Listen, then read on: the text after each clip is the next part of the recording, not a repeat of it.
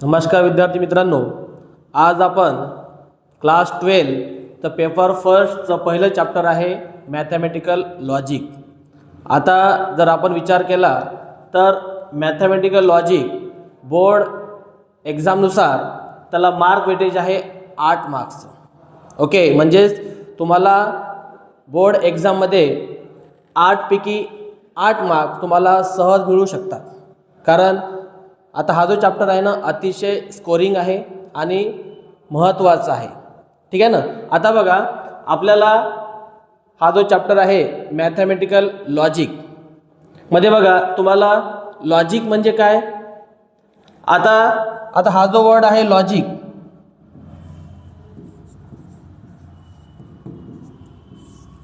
हा वर्ड एक Greek letter म्हणजेच लोगोस याच्यापासून नाही का डिराइव्ह झालेला आहे। लोगोस आणि लोगोसचा अर्थ आहे रिझनिंग, म्हणजेच काय की एखाद्या गोष्टीचा तर्क लावणे किंवा अनुमान लावणे, ठीक आहे ना।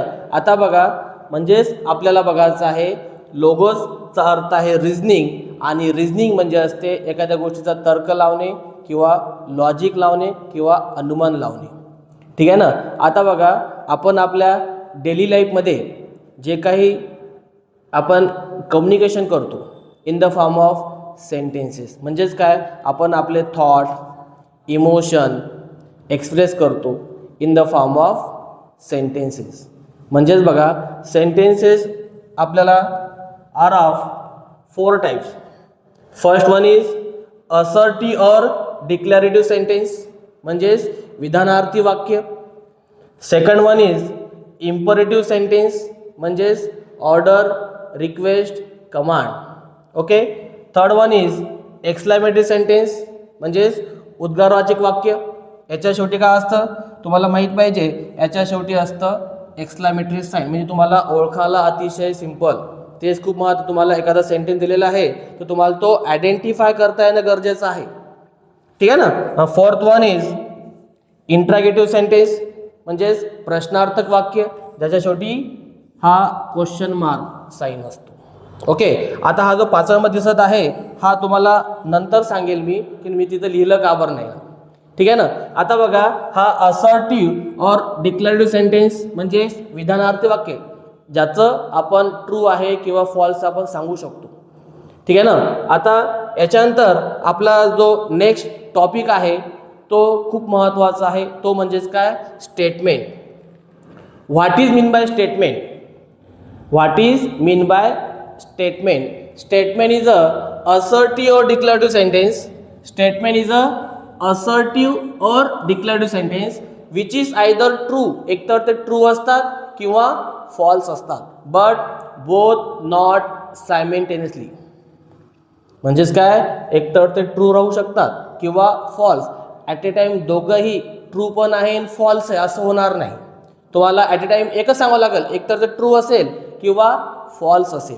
ओके ना, म्हणजे ॲट ए टाइम ते दोघंही ट्रू आहे आणि म्हणजे ट्रू पण आहे आणि फॉल्स आहे असं होणार नाही।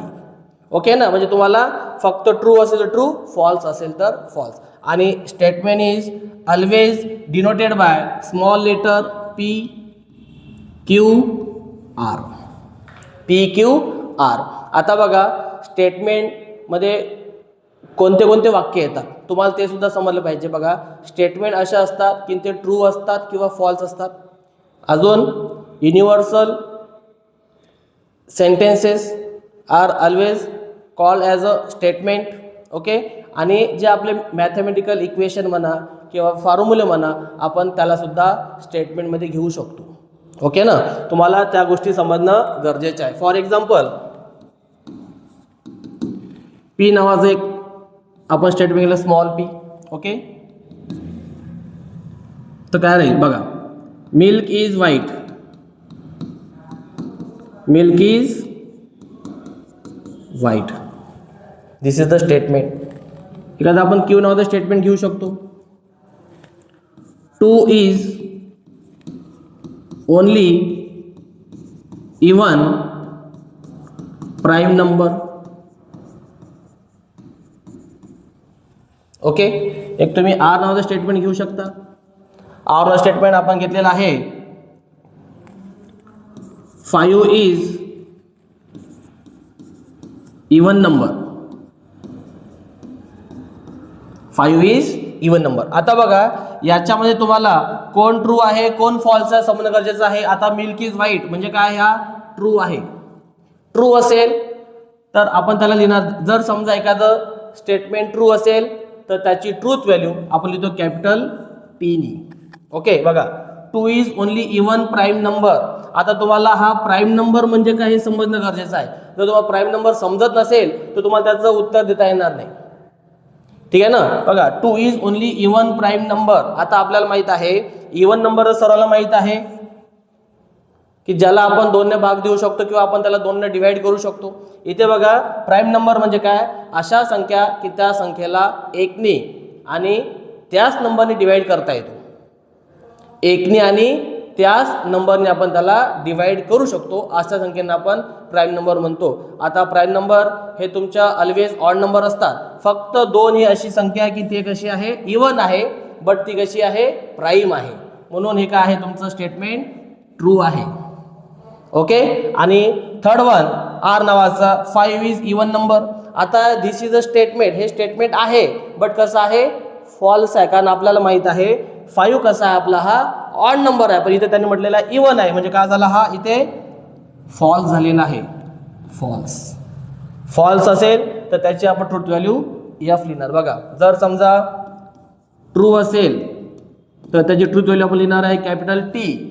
जर समजा फॉल्स असेल तर आपण त्याला लिहिणार आहे कॅपिटल एफ. म्हणजे तुम्हाला स्टेटमेंट का आहे हे तुम्हाला समजणं गरजेचं आहे. एकदा परत बघा, statement is a declarative or assertive sentence which is either true or false but both not simultaneously. At a time ते ट्रू पण राहील फॉल्स राहील असं राहणार नाही, फक्त एकतर ते ट्रू राहील किंवा फॉल्स राहील. आणि बघा statement is always denoted by small letter P Q R. आपण इथं एक्झाम्पल घेतलेलं आहे स्टेटमेंटचे, small P, milk is white. Okay. नंतर सेकंड नंबर आहे 2 is only even prime number. Third one is 5 is even number. नंतर आपण याचे बघितलेलं आहे truth value milk is white, हा टी म्हणजे it is a statement, its truth value is T. Second one is 2 is only even prime number, याची truth value T. Okay. म्हणजे आता हा स्टेटमेंट ट्रू आहे म्हणून आपण त्या ट्रू लिहिलेला इथं टी. आणि थर्ड नंबरला आहे 5 इज इवन नंबर. बघा इट इज अ स्टेटमेंट, हा स्टेटमेंट आहे but its truth value is false, त्यामुळे आपण इथं कॅपिटल एफ लिहिलं. आणि तुम्हाला समजलं पाहिजे ट्रू असेल तर आपण टी लिहिणार आहे आणि फॉल्स असेल तर कॅपिटल एफ लिहिणार आहे. ओके. म्हणजे हा झालं तुमचं स्टेटमेंट. म्हणजे तुम्हाला स्टेटमेंट समजणं गरजेचं आहे. त्याच्या आधी आपण बघितलं होतं सेंटेन्सेस आर ऑफ 4 टाईप. तसे 5 मी तुम्हाला नंतर सांगणार आहे, पण सध्या तर तुमच्याकडे 4 आहे. पहिला आहे असर्टिव्ह डिक्लेअर्ड सेंटेन्स, हाच फक्त स्टेटमेंटमध्ये येतो. बाकीचे इम्परेटिव्ह सेंटेन्स हा तुमचा स्टेटमेंटमध्ये येणार नाही, एक्सक्लेमेटिव्ह सेंटेन्स तुमचा स्टेटमेंटमध्ये येणार नाही आणि इंट्रोगेटिव्ह सेंटेन्स हा सुद्धा तुमच्या स्टेटमेंटमध्ये येणार नाही. फक्त स्टेटमेंट म्हटलं की तुमच्या लक्षात पाहिजे statement is a assertive declarative sentence. झालं. म्हणजे जो एक्झरसाइज 1.1 मध्ये जो पहिला जो क्वेश्चन आहे हा तुम्हाला या स्टेटमेंटवरच राहणार आहे. तुम्हाला त्या गोष्टी समजणं गरजेचं. चला मग आता आपण बघूया एक्झरसाइज 1.1 मधील पहिला क्वेश्चन. तो आहे state which of the following are statement justify in case of statement state its truth value. बघा क्वेश्चन नेहमी तुम्ही नीट केअरफुली वाचला पाहिजे. बघा काय म्हणलेलं आहे, state which of the following are statement, म्हणजे स्टेटमेंट आहे का ते सांगायचं आहे. स्टेटमेंट असेल in case of statement state its truth value, ते ट्रू आहे का फॉल्स आहे तुम्हाला हे सांगणं गरजेचं आहे. आता बघा पहिला क्वेश्चन आहे 5 + 4 = 13. बघा म्हणजे याला लिहिणं आपण स्मॉल पी, कारण statement is always denoted by small letter P Q R म्हणून आपण याला पी नाव दिलेलं. बघा 5 + 4 = 13. आता बघा हा मॅथमॅटिकल इक्वेशन आहे, इट इज अ स्टेटमेंट आहे बट हा ट्रू आहे का फॉल्स आहे. बघा 5 + 4 = 9 यायला पाहिजे, पण इथे किती दिलं त्यांनी 13 दिलं, म्हणजे काय झाला हा फॉल्स आहे. बघा उत्तर कसं लिहायचं आता बघा, answer it is a statement. बघा व्यवस्थित. Okay. It's truth value is capital T, म्हणजे ट्रू असल्यामुळं कॅपिटल टी.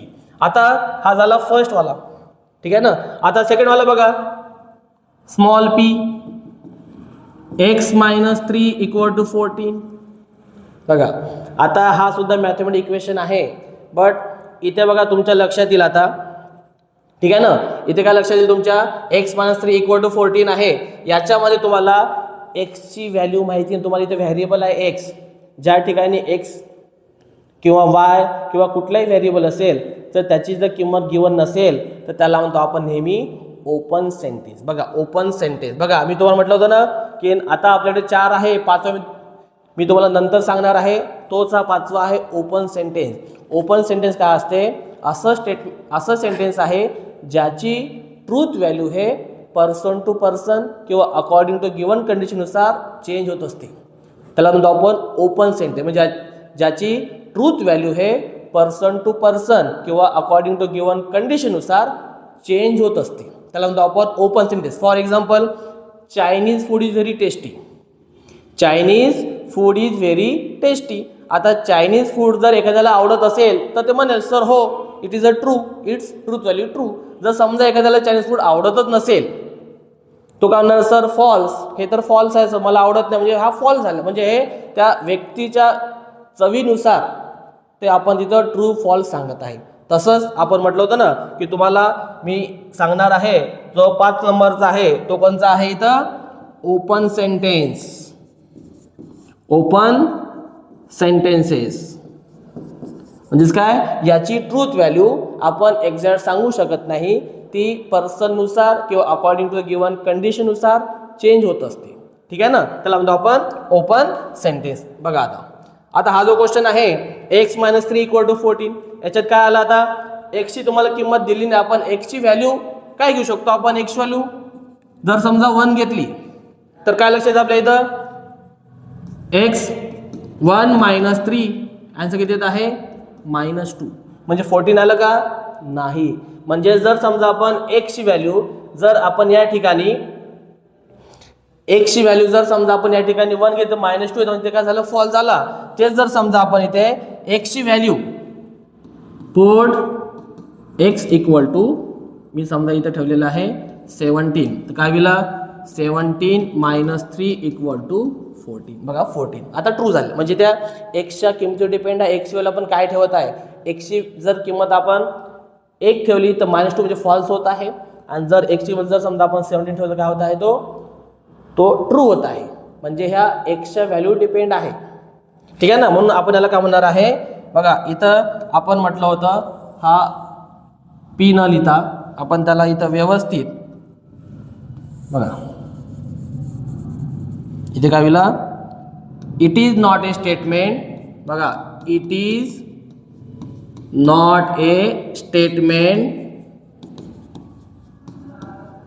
आता काय आहे, it is open sentence. Okay, म्हणजे तुम्हाला ओपन सेंटेन्स सुद्धा कन्सेप्ट लक्षात आलेला आहे इथं. It is a open sentence. हा झाला पहिला होता, हा झाला दुसरा. बघा open sentence. Third one is close the door. Close the door. आता काय आहे क्लोज द डोअर, आपण एखाद्याला ऑर्डर देऊ शकतो क्लोज द डोअर. ठीक आहे ना, म्हणजे हे काय, हा काय आहे, it is not a statement, it is a imperative sentence. कारण आपण याला इम्परेटिव्ह सेंटेन्स म्हणतो. ठीक आहे ना, याचा आन्सर काय लिहायचा आहे, इट इज, बघा it is not a statement,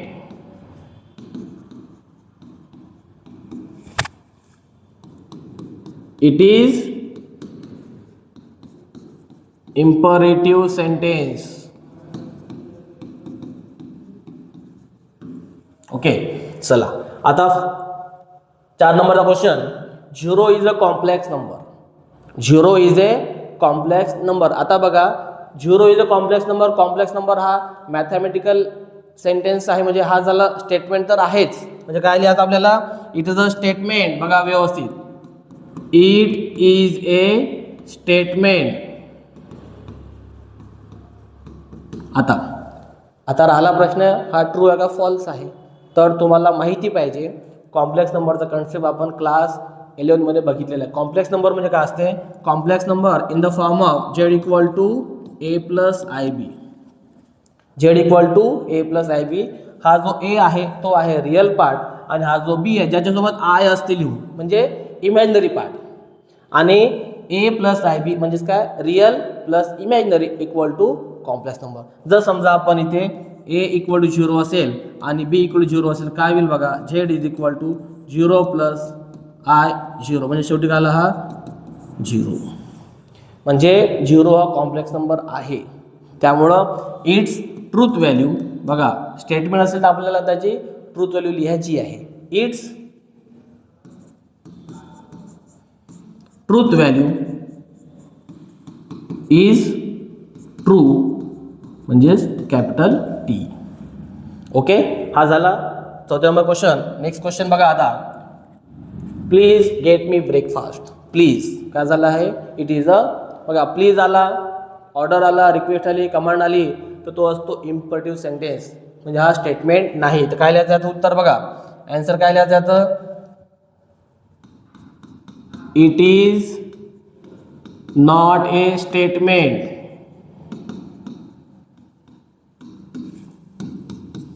it is a imperative sentence.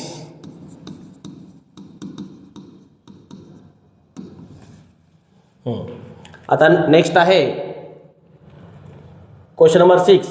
Congruent triangle are similar म्हणजेच काय? It is a mathematical equation म्हणजेच काय? It is a statement.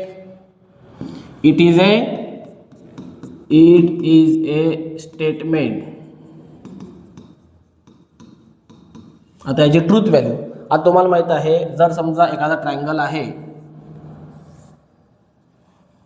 ठीक आहे, आणि हा एक ट्रायंगल आहे, हा ट्रायंगल ए बी सी, हा पी क्यू आर. बघा ही साईड ए बी आणि पी क्यू सेम असेल. जर समजा बी सी आणि क्यू आर सेम असेल आणि ए सी आणि पी आर जर सेम असेल, तर असे दोन ट्रायंगल कसे असतात? एकमेकांना कॉन्ग्रुएंट असतात. त्यामुळे आपण इथं लिहिणार आहे की its truth value is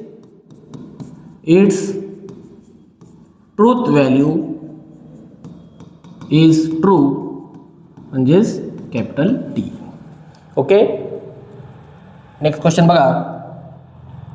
x² equal to x. बघा इथं जर मॅथमॅटिक्स स्टेटमेंट आहे, ठीक आहे, तुमच्या लक्षात पण इथं x हा तुमचा व्हेरिएबल आहे आणि तुम्हाला त्यांनी x ची किंमत दिलेली आहे का? नाही. म्हणजे तुम्हाला इथं x ची किंमत पुट करून बघा. जर तुम्ही इथं पुट x इक्वल टू जर समजा तुम्ही 1 ठेवलं तर काय होईल?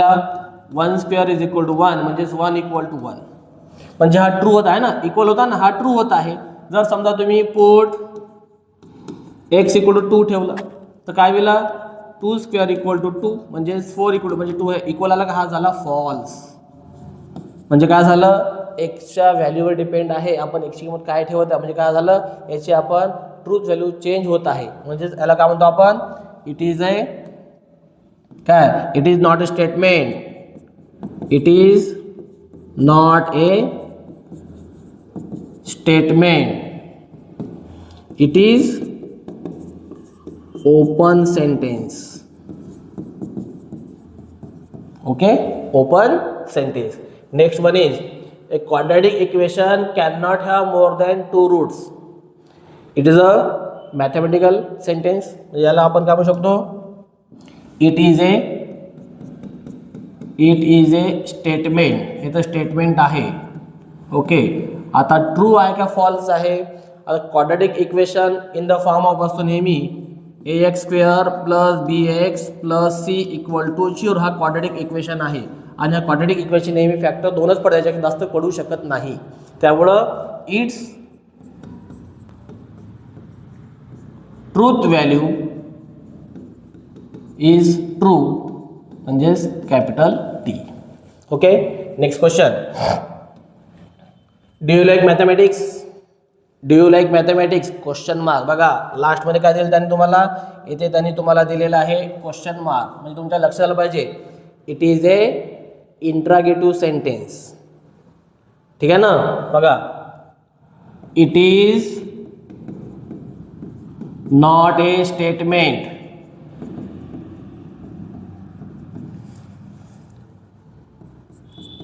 It is interrogative sentence. Okay. आणि बघा, डू यू लव्ह मॅथमॅटिक्स, तुम्हाला मॅथमॅटिक्स हा सब्जेक्ट आवडायलाच पाहिजे, तुम्ही यस म्हणालाच पाहिजे. ओके. हां, म्हणजे हा प्रश्न ठीक आहे तुम्हाला विचारलेला आहे, डू यू लव्ह मॅथमॅटिक्स, पण तुमचं आन्सर ऑलवेज यस असलं पाहिजे, हे लक्षात ठेवा. कारण मॅथमॅटिक्स हा खूप इझी आणि इंटरेस्टिंग सब्जेक्ट आहे त्यामुळं. ओके. चला नेक्स्ट क्वेश्चन बघू. नेक्स्ट क्वेश्चन आहे, the sun sets in the west. हा कसा आहे, युनिव्हर्सल ट्रूथ आहे. युनिव्हर्सल ट्रूथ ऑलवेज स्टेटमेंट असतो. ओके. बघा, sun sets in the west काय लिहायचं आहे, it is a statement. Its truth value is true, म्हणजेच capital T. Okay. Sun sets in the west म्हणजे सूर्य हा पश्चिमेकडे मावळतो. ओके. नेक्स्ट बघा, all real number are whole number. All real number are whole number. आता हा जो क्वेश्चन आहे ना, हा स्टेटमेंट आहे, ठीक आहे, कारण मॅथमॅटिकल आहे, पण ट्रू आहे का फॉल्स आहे हे सुद्धा तुम्हाला सांगणं गरजेचं आहे, तुम्हाला व्यवस्थित सांगता यायला पाहिजे. आता बघा, all real number are whole number. आता तुम्हाला माहीत पाहिजे रिअल नंबर म्हणजे काय, ज्यांना माहिती आहे त्यांना, आणि होल नंबर म्हणजे काय, हे काय असतं हे तुम्हाला आधी माहीत पाहिजे. आता रिअल नंबर बघा, म्हणजे आपल्याला माहीत आहे number line. Okay. Number line काय असतं, इथं ऑलवेज 0. ओके. इकडे always positive value 1 2 3 4 5 up to so on. इकडे बघा -1 -2 -3 -4 -5. आता बघा, रिअल नंबर म्हणजे काय, जे सर्व आपल्याला नंबर लाईन शो करताय. सिंपल म्हणजे बघा, जे आपल्याला सर्व काही नंबर लाईन शो करता येतात त्याला म्हणतो आपण रिअल नंबर. ठीक आहे ना. जे आपण नंबर लाईनवर शो करू शकतो, म्हणजे हा 3 is a real number, -1 is a real number, -1 is a real number, -3 is a real number, म्हणजे सर्व रिअल नंबर आहे. जे काही आपण नंबर लाईनवर शो करू शकतो त्याला आपण साध्या भाषेत रिअल नंबर असं म्हणू शकतो. हा झाला आता रिअल नंबर. आता तुम्हाला समजलं पाहिजे होल नंबर म्हणजे काय. होल नंबर, होल नंबर म्हणजे काय, असे नंबर स्टार्टिंग फ्रॉम 0 पासून जे सुरुवात होतात त्याला म्हणतात होल नंबर. बघा, होल नंबर कोणते असतात, 0 1 2 3 4 5 हे कसे आहेत, होल नंबर आहेत. आता बघा, त्यांनी कळले तुम्हाला ऑल रिअल नंबर हा होल नंबर, म्हणजे हे सर्व नंबर हे होल नंबर आहेत का, नाही. बघा, हे बघा, all real number are whole number. बघा, त्यांनी कळलेलं आहे हे सर्व नंबर होल नंबर आहे नाही, कारण आपल्याला माहित आहे होल नंबर तर 0 1 2 3 4 5 अप टू सो ऑन असतात. ठीक आहे ना. म्हणजे असं म्हणून असू शकतो आपण all whole number are real number, हे ट्रू झालं असतं. पण त्यांनी कळलेलं आहे all real number are whole number, म्हणजे हे सर्व नंबर हे तुमचे, म्हणजे हे सर्व जे काही रिअल नंबर आहेत हे होल नंबर आहे असं आहे का, नाही, कारण याच्या पुढचेच फक्त होल नंबर आहे. हे तुमच्या लक्षाला पाहिजे. हा काय आहे, इट इज अ स्टेटमेंट. बघा व्यवस्थित, it is a statement. It is a statement. Its truth value is true, म्हणजेच कॅपिटल टी. ओके. तुम्हाला रिअल नंबर म्हणजे काय, होल नंबर का, तुम्हाला कन्सेप्ट क्लिअर असेल तर तुम्हाला क्वेश्चन सॉल्व्ह करता येतो. बऱ्याच जणांना समजत नाही की मग रिअल नंबर काय, होल नंबर काय, त्यांनी व्यवस्थित एकदा समजून घेणं गरजेचं आहे. ठीक आहे. नेक्स्ट बघा, can you speak in Marathi. Yes, मी मराठी, म्हणजे can you speak in Marathi. Okay ना. इथे तुम्हाला मेन्शन आहे शेवटी काय, क्वेश्चन मार्क. क्वेश्चन मार्क म्हणजे काय असतं, इंट्रागेटिव्ह सेंटेन्स म्हणजे स्टेटमेंट असतो का? नाही. म्हणजे बघा it is not a statement.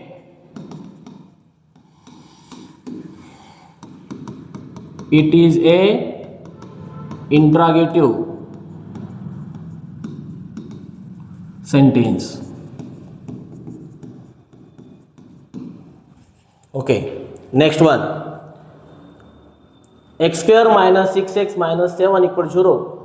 बघा इथे तुम्हाला x व्हेरिएबल आहे. व्हेन x = 7 म्हणजे तुम्हाला इथं x ची किंमत दिलेली आहे. बघा ना इथं x ची किंमत तुम्हाला फिक्स दिलेली आहे. याच्या इथे आपण जे क्वेश्चन बघतो त्यात तुम्हाला x ची व्हॅल्यू दिलेली नव्हती. म्हणजे ज्या ठिकाणी x ची व्हॅल्यू गिवन आहे तर ते स्टेटमेंट असतं. म्हणजे इट इज अ स्टेटमेंट. बघा it is a statement. It is a statement. आता ट्रू आहे का फॉल्स आहे? काय करायचं? ट्रू आहे का फॉल्स आहे हे x ची किंमत या इक्वेशन मध्ये पुट करा. जर समजा आन्सर 0 आलं तर काय समजायचं? ते ट्रू आहे. जर 0 नाही आलं तर समजायचं फॉल्स आहे. बघा सिंपल पुट करून दाखवा तुम्हाला. बघा एक स्टेप तुम्हाला जमली पाहिजे व्यवस्थित. बघा x² - 6x - 7. बघा पुट x = 7. बघा काय केला? 7² - 6 × 7 -7. बघा 7² 49 - 42 -7. बघा 49 - 49 आन्सर 0. 0 आलं ना. म्हणजे कसा हा its truth value is true म्हणजे capital T. Okay, next question. The sum of cube root of unity is 0. It is a mathematical sentence. बघा काय असतं? It is a statement. It is a statement. It is a statement. आता बघा it is a statement. आता याची truth value तुम्हाला माहित पाहिजे. कॉम्प्लेक्स नंबर मध्ये आपण बघितलं होतं सम ऑफ द क्यूब म्हणजेच काय? ω² + ω + 1 = 0. हाच आहे sum of the cube root of unity म्हणजेच 0. म्हणजे हा कसा आहे? ट्रू आहे. म्हणजेच its truth value is true म्हणजेच काय इथं?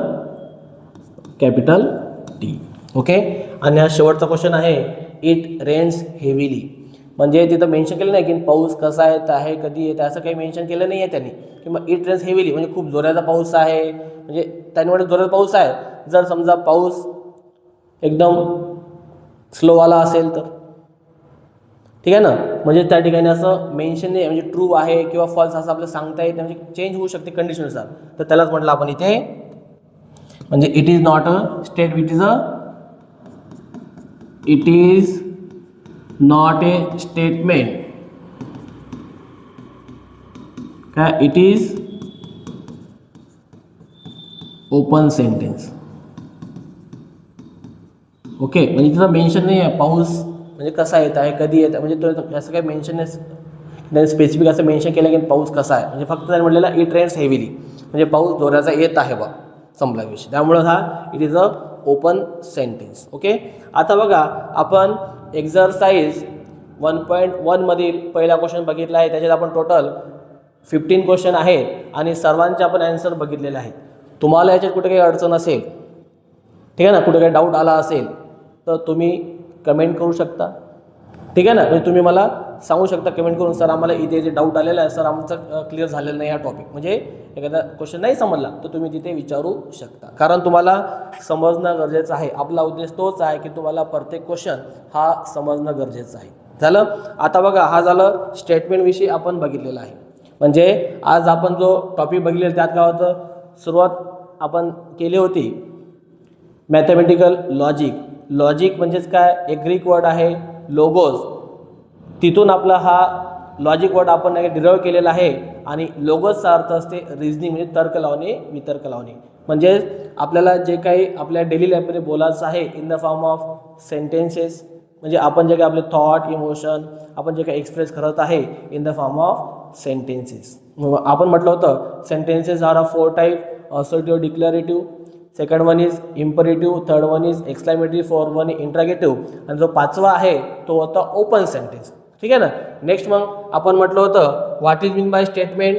What is mean by statement. Statement is a assertive declarative sentence which is either true or false. बघा एकतर ते ट्रू असतात किंवा फॉल्स असतात, बट बोथ नॉट सायमल्टेनियस. म्हणजे ॲट अ टाइम ते ट्रू असतात, एकतर ते ट्रू राहील किंवा फॉल्स राहील, बट ॲट अ टाइम दोन्ही पण ट्रू आहे आणि फॉल्स असं होणार नाही.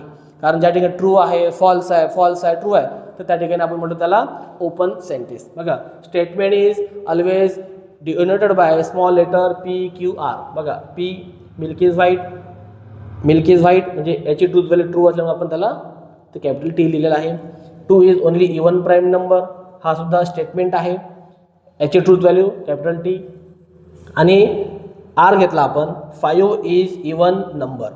5 इज इवन नंबर म्हणजेच काय, हा स्टेटमेंट आहे बट कसा आहे, फॉल्स आहे, त्यामुळे आपण त्याला फॉल्स म्हटलेलं. म्हणजे तुम्हाला स्टेटमेंट काय समजणं गरजेचं आहे.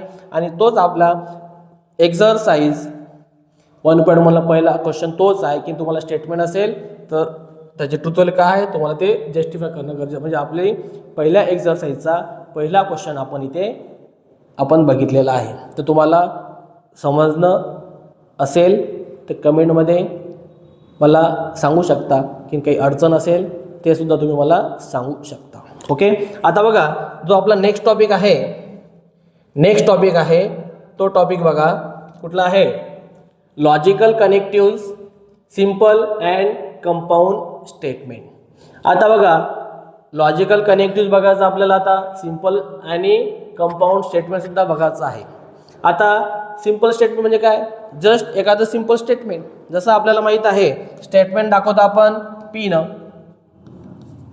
आपण म्हटलं 4 is odd number, 4 is odd number, हा झाला तुमचा एक सिंपल एक स्टेटमेंट, याला म्हणतो आपण सिंपल स्टेटमेंट. आता बघा कंपाऊंड स्टेटमेंट म्हणजे काय, कंपाऊंड म्हणजेच काय, नावाचं दिलेलं आहे 2 किंवा त्यापेक्षा स्टेटमेंट एकत्र मिक्स करणे. आता बघा फॉर एक्झाम्पल आपण घेतलं इथे एक आपण इथे स्टेटमेंट बघू बघा, 2 is only even prime number and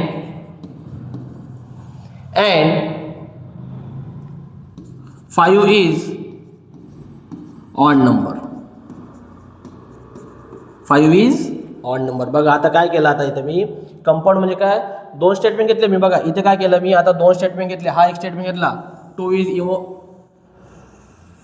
is only even prime number, आणि सेकंड स्टेटमेंट आहे 5 इज ऑड नंबर. बघा हा एक सिंपल स्टेटमेंट, हा एक सिंपल स्टेटमेंट, दोघांना काय केलं आपण मिक्स केलं. आता 2 स्टेटमेंटला जॉईन करण्यासाठी आपण एक वर्ड यूज केली, इथं अँड. आता हा जो अँड आहे यालाच म्हणतो आपण लॉजिकल कनेक्टिव्ह्ज. लॉजिकल कनेक्टिव्ह म्हणजेच काय, 2 सिंपल स्टेटमेंटला जॉईन करण्यासाठी जो काही वर्ड किंवा फ्रेज आपण यूज करतो त्यालाच म्हणतो आपण लॉजिकल कनेक्टिव्ह्ज.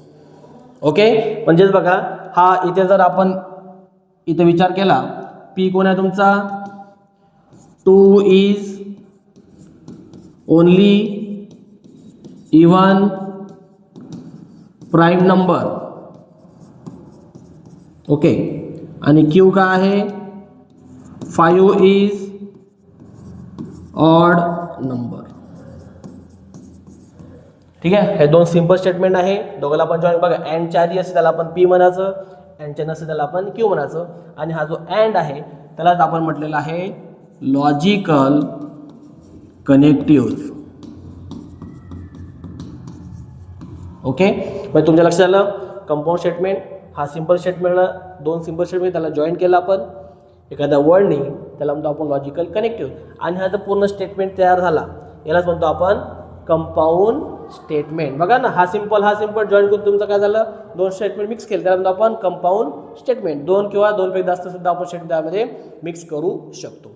आता बघा, हे जे लॉजिकल कनेक्टिव्ह आहे हेच खूप तुम्हाला महत्त्वाचं आहे, लॉजिकल कनेक्टिव्ह.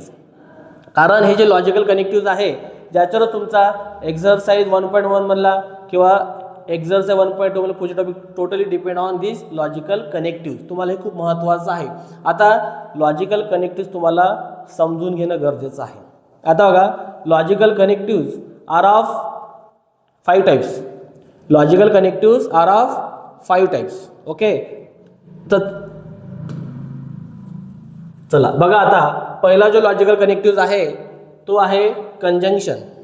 कंजंक्शन आहे आणि जो आपण वर्ड यूज करणार आहे तो म्हणजे कुठला आहे, अँड. आणि त्याचा सिम्बॉल बघा, सिम्बॉल कसा आहे त्याचा सिम्बॉल. ओके, आता अँड आहे, बट काही ठिकाणी कसे आहे, काही ऑप्शनल वर्ड सुद्धा तुम्हाला देतात ॲज पर युअर तुमच्या CET एक्झामसाठी सुद्धा तुम्हाला काय असतात ऑप्शनल वर्ड, की तुम्हाला हे सुद्धा वर्ड आले तर समजा ते कंजंक्शनचेच आहे. म्हणजेच काय, अँड, बट, एट, स्टील, दो, मोरवर आणि नायदर नॉर, हे सुद्धा तुम्हाला वर्ड खूप महत्त्वाचे आहेत. बघा, काही ठिकाणी तुम्हाला अँड तर आहेच, बट येऊ शकतो, काही ठिकाणी एट, स्टील, दो, मोरवर आणि नायदर नॉर, हे वर्ड सुद्धा खूप महत्त्वाचे. कारण हे जर वर्ड दिसलं तर समजायचं हे काय आहे, कंजंक्शनचं. आता बघा, आपण इथे समजून घेऊ आता व्यवस्थित. पी नावाचं स्टेटमेंट बघा, पी नावाचं स्टेटमेंट बघा, 5 is a odd number, Q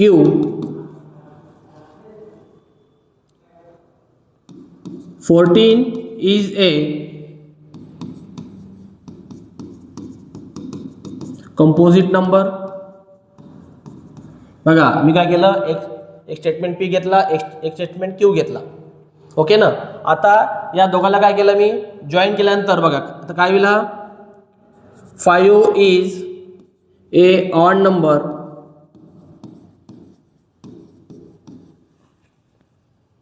and 14 is a composite number. बघा, आपण म्हटलं होतं हा दोन तुमचे सिंपल स्टेटमेंट आहे P, इथे Q आहे. बघा, मी काय केलं, 5 इज अ ऑड नंबर, इथे तुमचा लॉजिकल कनेक्टिव्ह अँड, आणि 14 इज अ कंपोजिट नंबर. याला आपण P ने मेन्शन केलं होतं आणि आपण याला Q ने मेन्शन केलं होतं. आता याचा सिम्बॉलिक फॉर्म खूप महत्त्वाचा. सिम्बॉलिक फॉर्म बघा, सिम्बॉलिक फॉर्म याचं काय होईल, सिम्बॉलिक फॉर्म बघा, हे अँडच्या इकडे आपण काय म्हणलं त्याला P, अँडचं सिम्बॉल बघा, सिम्बॉल अँड म्हणा किंवा कंजंक्शन, P अँड, याला म्हणतो आपण Q. हा झाला याचा सिम्बॉलिक फॉर्म. आता जर समजा तुम्हाला आता याची जर समजा ट्रूथ व्हॅल्यू विचारली तर तुम्हाला माहीत पाहिजे, हा बघा 5 इज ऑड नंबर, हा कसा आहे, ट्रू आहे. 14 इज अ कंपोजिट नंबर, हा सुद्धा कसा आहे, ट्रू आहे. ओके, म्हणजेच काय, P ट्रू आहे अँड Q सुद्धा ट्रू आहे. आता बघा, तुम्हाला याचा ट्रूथ टेबल माहित पाहिजे, आणि ट्रूथ टेबल खूप महत्त्वाचं. बघा, ट्रूथ टेबल बघा, truth table, truth table P Q P and Q. बघा, हा ट्रूथ टेबल खूप महत्त्वाचा आहे. इथे लिहायचं आहे 2 वेळा T 2 वेळा फॉल्स, म्हणजेच काय, 2 वेळा ट्रू 2 वेळा फॉल्स. हा लिहायचा आहे P मध्ये. नंतर तुम्हाला लिहायचं आहे Q मध्ये ट्रू फॉल्स ट्रू फॉल्स. बघा, अँड मध्ये काय असतं, अँडचं टेबल काय सांगतो, जर समजा टी आणि बाकी सर्व कशा असतात, हे फॉल्स, बाकी सर्व कशा असतात, फॉल्स असतात. बघा, 2 समजा ट्रू असेल तर त्याला ट्रू म्हणायचं, आणि 2 पैकी एक जर समजा ट्रू किंवा फॉल्स असेल त्याचा आन्सर सरळ सरळ फॉल्स. बघा, इथं कसं आहे, दोन्ही पण ट्रू आहे म्हणजे त्याचा आन्सर ट्रू. हा झाला तुमचा पहिला लॉजिकल कनेक्टिव्ह, म्हणजे कुठला आहे, कंजंक्शन. त्याचा वर्ड म्हणजे जो वर्ड आहे तो असतो अँड, त्याचं सिम्बॉल आणि optional word and, but, yet, still, though, moreover, neither or. But आणि नायदर नॉर आपण याचा सुद्धा यूज एक्झरसाइजमध्ये आहे, त्यामुळे तुम्हाला त्या गोष्टी लक्षात ठेवणं गरजेचं आहे.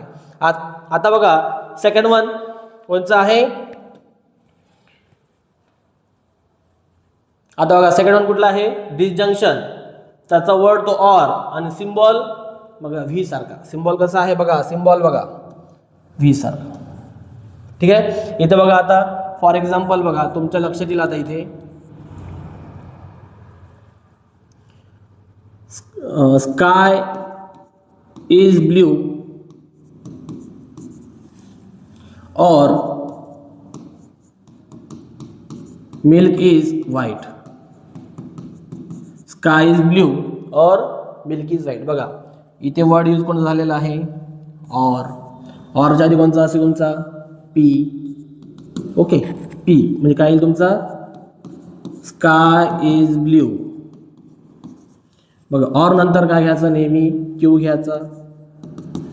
Milk is white. आता बघा याचा काय होईल सिम्बॉलिक फॉर्म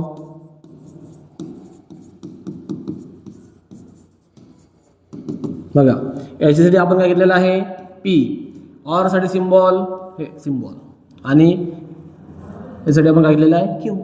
आता जर आपण याचा विचार केला truth value sky is blue. Yes sky is blue true. Milk is white हे सुद्धा ट्रू. ओके. आता याचा ट्रूथ टेबल सुद्धा माहित पाहिजे. बघा याचा ट्रूथ टेबल परत ट्रूथ टेबल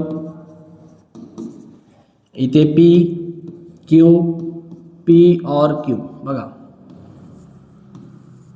व्यवस्थित समजून गरजेचं आहे कारण ट्रूथ टेबल खूप महत्त्वाचं आहे.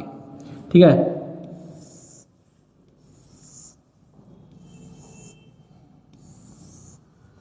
दोन वेळा ट्रू दोन वेळा false. True false true false.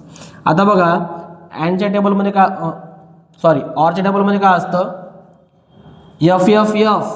बघा एफ एफ एफ दोन्ही जर समजा फॉल्स असेल तर फॉल्स.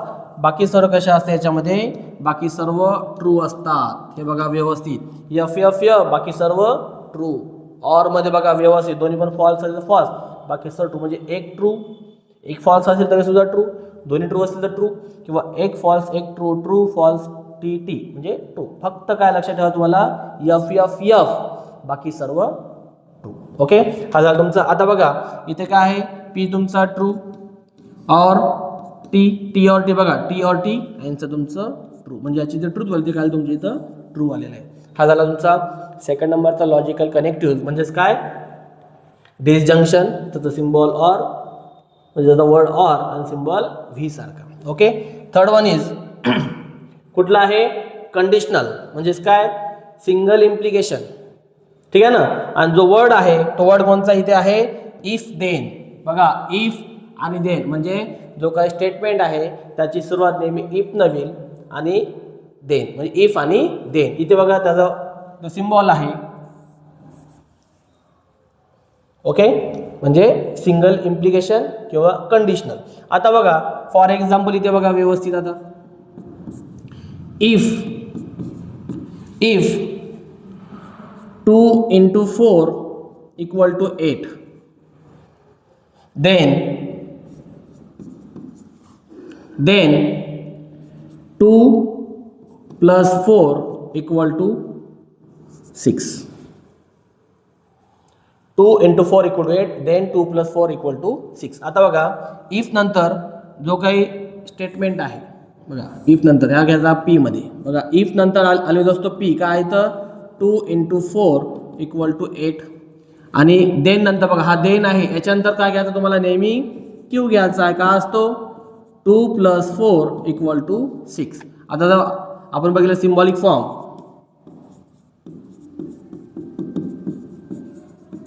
फॉर्म बघा इफ देन असेल तर हा पी सिंगल इम्प्लिकेशन क्यू. आता बघा याचा ट्रूथ टेबल. ठीक आहे ना. परत एकदा बघा ट्रूथ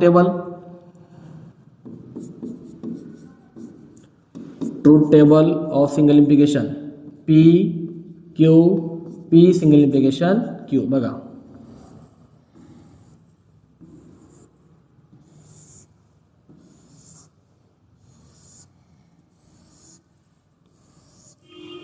2 वेळा ट्रू, 2 वेळा false, true false, true false. बघा सिंगल इम्प्लिकेशनमध्ये काय असतं, पहिला ट्रू दुसरा फॉल्स असेल तर तो असतो फॉल्स. बघा पहिला ट्रू दुसरा फॉल्स फॉल्स आणि बाकी सर्व असतात नेहमी मग ट्रू ट्रू ट्रू. बघा इथं पी आहे तर तुम्हाला आधी पी मध्ये बघावं लागेल, नंतर ॲरो जिथे आहे त्याला म्हणतो क्यू, तिथं ट्रू फॉल्स फॉल्स बाकी सर्व ट्रू असतं. बघा हा सिंगल इम्प्लिकेशनचा टेबल खूप महत्त्वाचा आहे, कारण तुम्हाला याच्यामध्ये थोडंसं कन्फ्यूज सुद्धा होऊ शकतं, त्यामुळं व्यवस्थित नीट समजून घेणं गरजेचं आहे. ट्रू फॉल्स फॉल्स, बघा पहिला ट्रू दुसरा फॉल्स तर फॉल्स बाकी सर्व मग असतात ट्रू. आता बघा इथं याची जर ट्रू जे काही व्हॅल्यू आहे बघा, हा बघा 2 + 4 = 8 हा ट्रू आहे, 2 + 4 = 6 हा सुद्धा ट्रू आहे. तर याची जे काही ट्रूथ व्हॅल्यू बघा काय इथं टी, सिंगल इम्प्लिकेशन टी, काय त्याच्यानुसार मग आन्सर टी. ओके बघा याची आली ट्रूथ व्हॅल्यू टी. आता बघा इफ देन, यालाच काही ऑप्शनल वर्ड आहे, यालाच आपण दुसरं नाव सुद्धा आपण त्याला वाचू शकतो, लिहू शकतो, कारण नोट आहे हे तुमच्या CET एक्झामसाठी खूप महत्त्वाचं आहे. ओके बघा P is sufficient for Q, नंतर Q is necessary for P, P implies Q, Q follows from P आणि P ओनली इफ Q. म्हणजे तुमचे हे जे 5 आहे तुम्ही त्याला दुसऱ्या नावाने सुद्धा लिहू शकता, वाचू शकता आणि तुम्हाला हे ॲज पर युअर CET एक्झामसाठी खूप महत्त्वाचं आहे. ओके चला हा झाला तुमचा कंडिशनल सिंगल इम्प्लिकेशन आणि त्याचा ट्रूथ टेबल, हा त्याचा वर्ड इफ देन, हा त्याचा सिम्बॉल, तुम्हाला सर्व काही व्यवस्थित समजणं गरजेचं आहे. नेक्स्ट वन इज 4 नंबरचा, तो कोणता आहे बाय कंडिशनल, नावात आहे double implication if and only. जो काय वर्ड आहे तो कोणता आहे if and only if. Symbol बघा दोन्ही साईडला ॲरो, 2 साईड ॲरो बघा हा त्याचा सिम्बॉल. ठीक आहे ना. बघा डबल इम्प्लिकेशन म्हणजे दोन्ही साईडला ॲरो, इफ अँड ओनली. बघा फॉर एक्झाम्पल बघा price increases if and only if, if and only if demand decreases.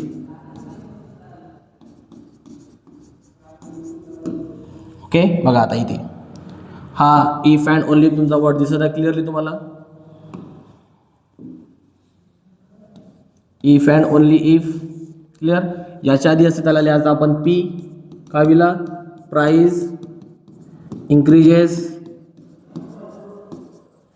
नंतर हा क्यू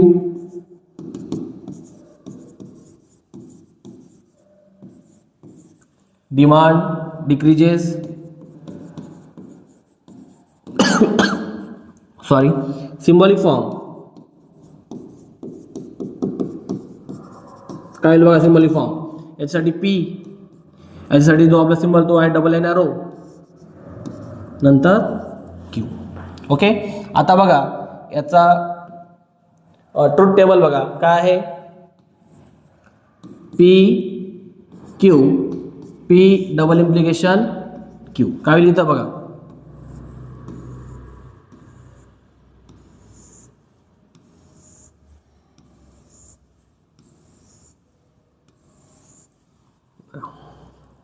दोन वेळा ट्रू, 2 वेळा false, true false, true false. इथे बघा डबल इम्प्लिकेशनमध्ये बघा का असतं बघा, डबलमध्ये बघा लक्षात ठेवायचं बघा, डबल म्हटलं तर दोन्ही पण ट्रू असेल तर ट्रू, नादर डबल दोन्ही पण ट्रू असेल ट्रू, आणि दोन्ही फॉल्स असेल तरी सुद्धा ट्रू. बघा लक्षात ठेवता आलं पाहिजे आपल्याला, हे खूप महत्त्वाचं आहे. दोन्ही पण ट्रू असेल ट्रू, दोन्ही पण फॉल्स असेल तरी सुद्धा ट्रू, आणि एक ट्रू एक फॉल्स असेल तर फॉल्स, एक फॉल्स एक ट्रू असेल तरी सुद्धा फॉल्स. हे तुम्हाला ट्रूथ टेबल खूप महत्त्वाचं आहे. इथे आपण फक्त याची ट्रूथ काही लिहिली नाही, त्यामुळं इतकंच लक्षात ठेवा की तुम्हाला हा बाय कंडिशनल म्हणजे डबल इम्प्लिकेशन, त्याचा word if and only if, ठीक आहे ना. आणि पुढे आपण याचे क्वेश्चन बघूच, त्यावेळेस तुम्हाला ते लक्षात येईलच. ओके ना. आता नेक्स्ट आहे तो म्हणजे शेवटचा, म्हणजे कोणता आहे निगेशन. त्याचा वर्ड आहे नॉट आणि त्याचा सिम्बॉल, सिम्बॉल बघा आहे बघा सिम्बॉल असा सिम्बॉल आहे बघा. आता निगेशन हा सिंपल स्टेटमेंट सारखाच आहे, म्हणजे एखादा समजा स्टेटमेंट पी असेल, बघा पी काय इथं 2 is only even prime number. आता याचा जर समजा म्हटलं निगेशन करा तर काय लिहायचं आहे निगेशन पी. काय लिहायचं निगेशन पी. आता निगेशन म्हणजे काय नॉट एंटर करणं. नॉट असेल तर नॉट काढून घ्यायचं, नॉट नसेल तर नॉट द्यायचं. म्हणजे काय लिहितं याचं निगेशन पी काय होईल 2 is not only even prime number. म्हणजे बघा काय झालं याच्यामध्ये नॉट नव्हतं आपण इथे नॉट दिलेलं आहे म्हणजे काय झालं पीचं निगेशन पी. आणि याचा ट्रूथ टेबल बघा अतिशय सिंपल असतो. ट्रूथ टेबल पी याचा निगेशन पी म्हणजे याच्यात एकच स्टेटमेंट असतो. हा ट्रू असेल तर हा फॉल्स होईल आणि फॉल्स असेल तर ट्रू होईल. अतिशय सिंपल असा ट्रूथ टेबल आहे. ट्रू असेल तर फॉल्स, फॉल्स असेल तर ट्रू. ठीक आहे हा झाला याचा ट्रूथ टेबल. याच्यात विशेष एकच स्टेटमेंट असतो आणि अतिशय सिंपल आहे. म्हणजे आपण आता बघितलेलं आहे लॉजिकल कनेक्टिव्ह हे 5 टाईपचे आहे. पहिला होता कंजंक्शन त्याला आपण अँड आहे त्याचा वर्ड. ठीक आहे ना. नंतर सेकंड नंबरला होता डिसजंक्शन ऑर. थर्ड नंबरला होतं कंडिशनल म्हणजे सिंगल इम्प्लिकेशन. फोर्थ नंबरला होतं बाय कंडिशनल आणि जो 5व्या नंबरला तो आहे निगेशन. असे आपण लॉजिकल कनेक्टिव्ह बघितले. म्हणजे आज आपण एक्झरसाइज 1.1ला पहिला क्वेश्चन बघितला आणि लॉजिकल कनेक्टिव्ह वगैरे समजून घेतलं. याच्यात तुम्हाला कुठे काही अडचण असेल तर तुम्ही मला कमेंट करून सांगू शकता. ओके ठीक आहे ना. आता जो नेक्स्ट लेक्चर आहे त्याच्यात आपण एक्झरसाइज 1.1 मधला सेकंड क्वेश्चन थर्ड क्वेश्चन आपण सॉल्व करणार आहे. त्यामुळं नेक्स्ट क्वेश्चन म्हणजे नेक्स्ट तुम्हाला लेक्चर अपलोड होईलच लवकरात लवकर.